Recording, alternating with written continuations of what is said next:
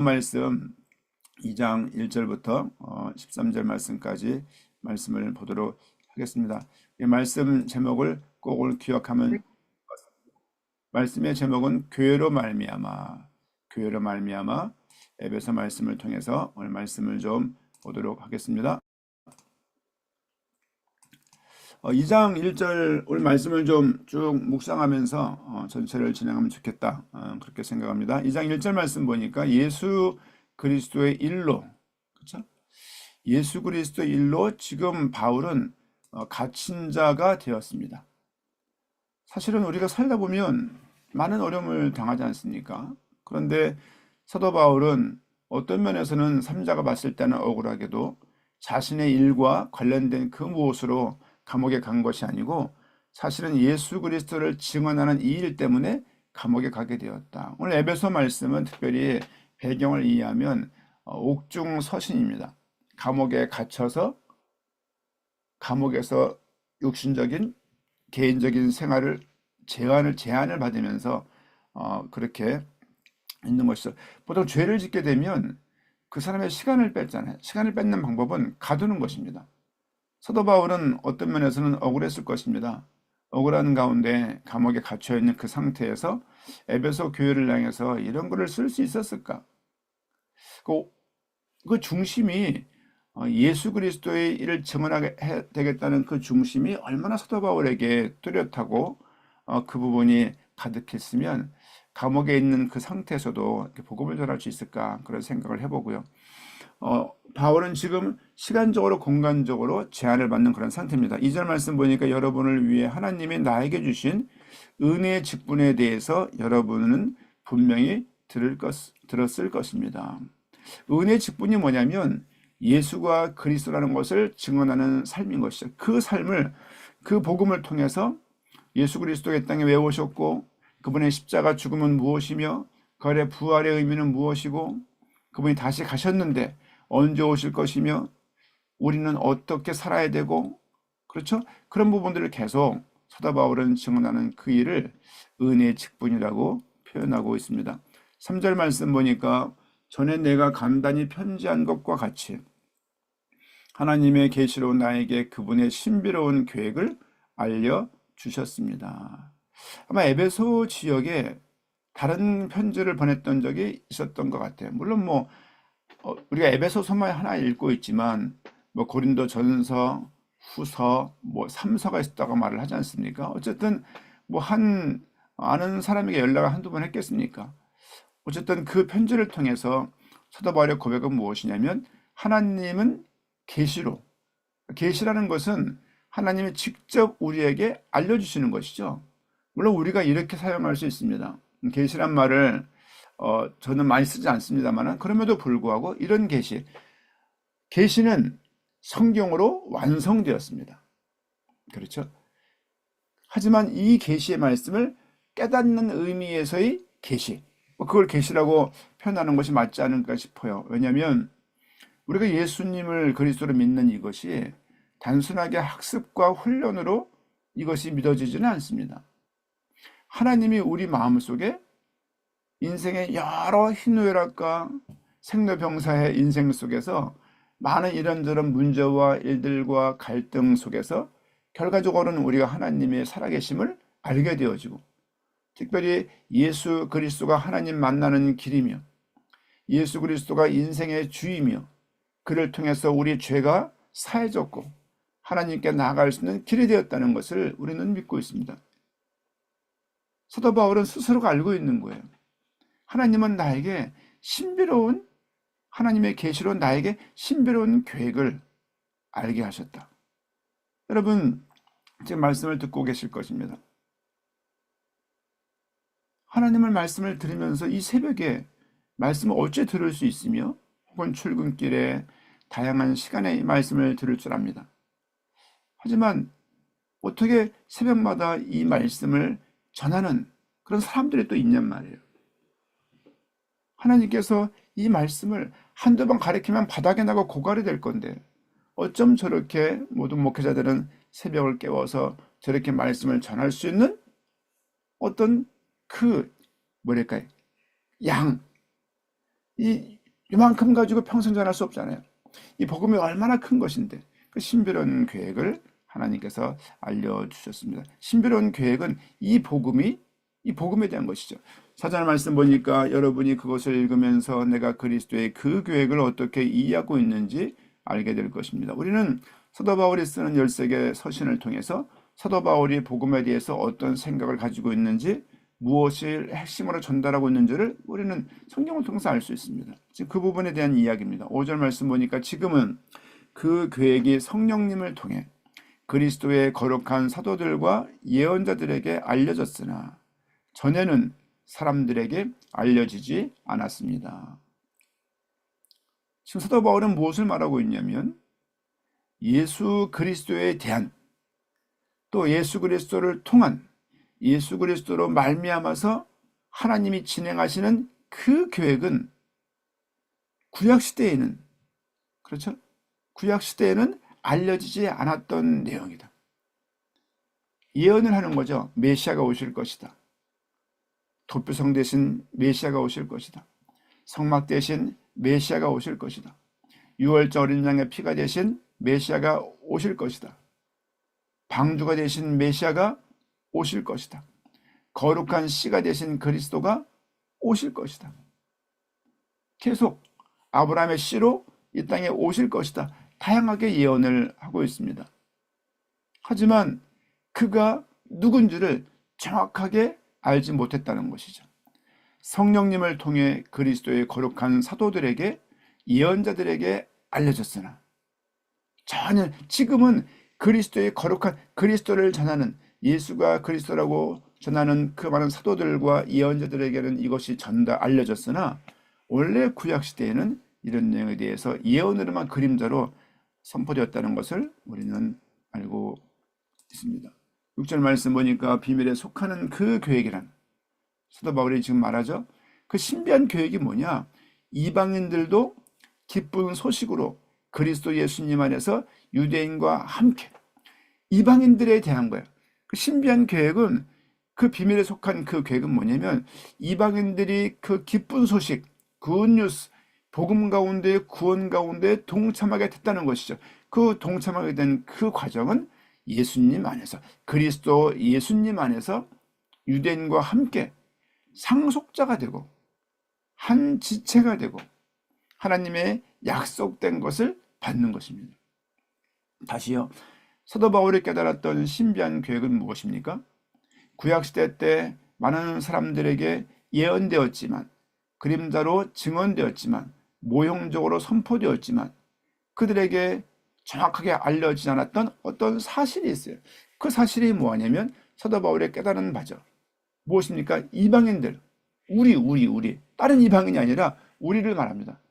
전혀 구원과 상관없고, 전혀 복음과 상관없고, 전혀 하나님의 그 교회에 대한, 교회 속에 들어갈 수 없는, 하나님의 공동체에 들어갈 수 없는 위치에 있는 그 이방인들에게 이 복음이, 예수가 그리스도를 통하여서 이 복음이 그들에게 주어졌고, 이 복음 가운데 그들이 하나님의 큰 능력과 은혜를 받고 하나님의 일을 감당하는 상속자로, 또 한 공동체, 한 교회, 한 지체로 하나님의 약속하신 그 언약을 받을 수 없었던 우리들에게 그런 은혜가 그들에게 끼쳐지고 전달되었다는 것을 사도 바울은 깨닫고 있는 것입니다.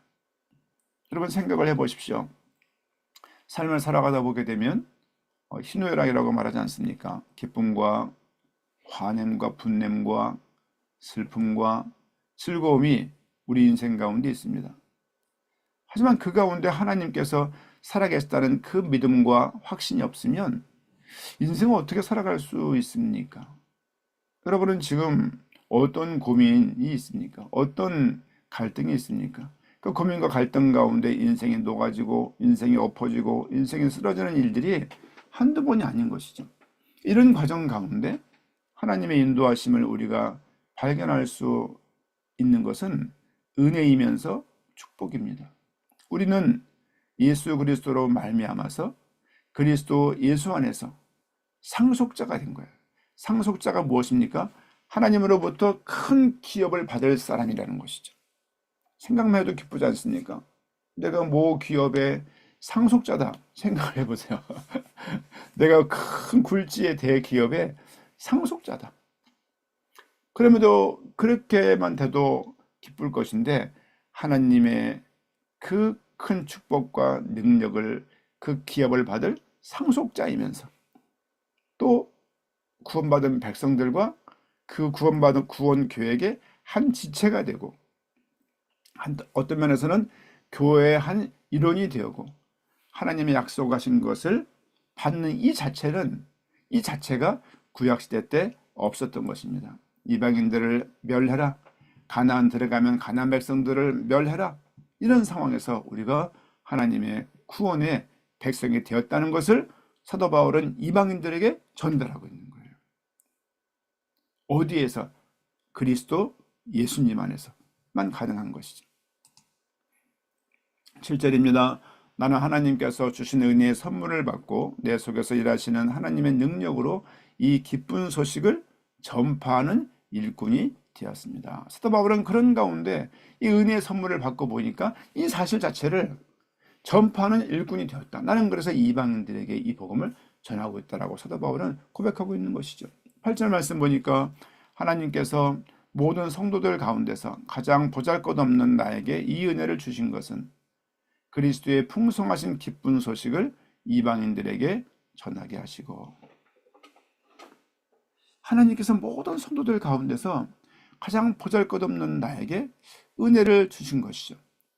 은혜를 주신 이유는 그리스도의 풍성하신 기쁜 소식을 이방인들에게, 하나님을 모르는 자들에게, 하나님을 알 수 없는 자들에게, 하나님과 무관하게 사는 그 자들에게, 하나님과 등지고 사는 그 자들에게 이 복음을, 기쁜 소식을 전달하는 것이죠. 우리도, 우리 영광의 복음교회도 그런 방향과 전도와 선교와 영혼 구원하는 일들을 늘 가지고 있어야 될 것입니다.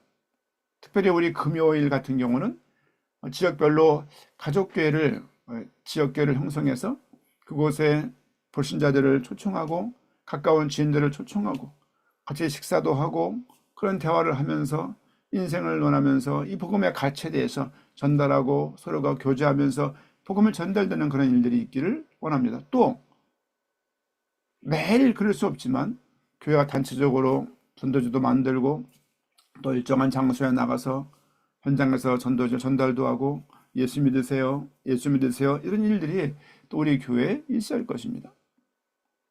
9절 말씀 보니까 또 모든 것을 창조하신 하나님 안에 오래전부터 숨겨졌던 신비로운 계획이 어떤 것인가를 모든 사람에게 분명히 알리기 위해서입니다. 왜 그리스도의 풍성한 기쁜 소식을 사도 바울에게 전달하게 했냐?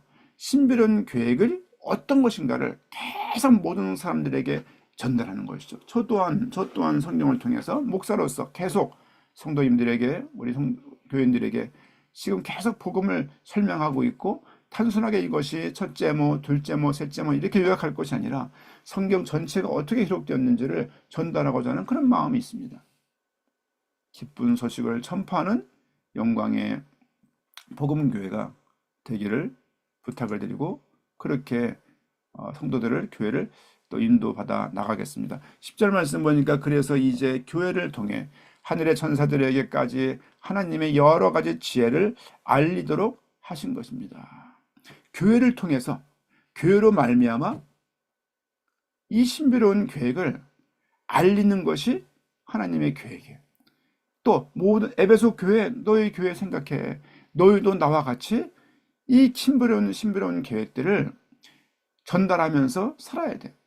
교회를 통해서 하나님께서 천사들에게까지 하나님의 여러 가지 지혜를 알리도록 우리를 부르셨다는 것이죠. 여러분, 교회로 말미암아서 세상에 복음을 드려야 됩니다. 교회로 말미암아서 하나님 모르는 자들이 하나님 말씀을 들어야 됩니다.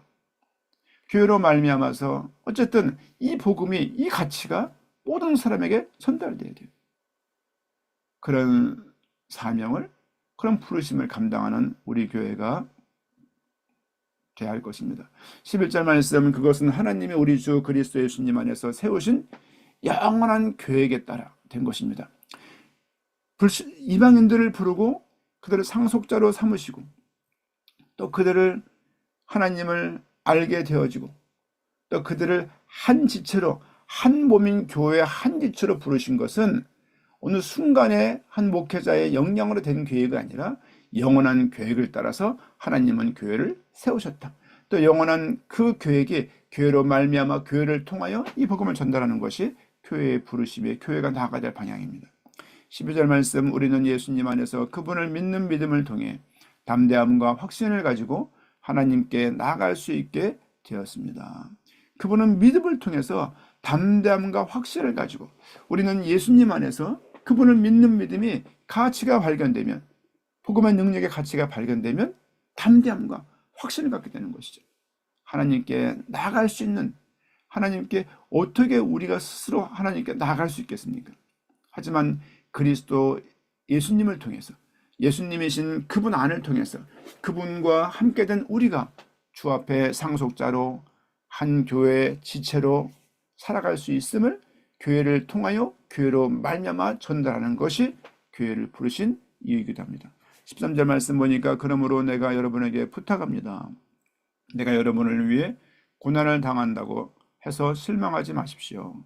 내가 받는 이 고난이 오히려 여러분에게 영광이 됩니다. 이 본문에서도 영광에 대해서 거론을 하고 있습니다. 여러분, 고난 당할 때 너무 속상해하지 마십시오. 하나님께서 그 과정을 통해서 영광스러운 일들을 이루실 것입니다. 고난을 받을 때 너무 힘들다고 여기저기 이렇게 말하지 마십시오. 왜냐하면 결국에는 하나님이 그 일을 통해서 영광을 받으실 것이기 때문입니다. 중요한 것은 우리를 교회를 부르신 이유는 교회를 통하여 교회로 말미암아 우리가 상속자가 되었고 하나님의 자녀가 되었고 교회의 한 일원이 되었고 한 지체가 되었고 성령의 부르심을 통해서 한 공동체가 되었고 또 한 팀이 되었고 그런 삶을 살 수 있도록 우리를 부르신 것이죠. 우리는 교회로 말미암아서 복음을 듣게 되었습니다. 우리 교회를 통해서 많은 사람들이 또 복음을 듣기를 원합니다. 여러분의 입을 통해서, 여러분의 삶을 통해서 가난한 성도들이 얼마나 많습니까? 교회 때문에 실족되어서 방황하는 성도가 얼마나 많습니까? 또 여러 가지 이유로 교회 나갈 수 없어서 인터넷으로 여기저기 떠들면서 예배를 드리는 분들이 얼마나 많습니까?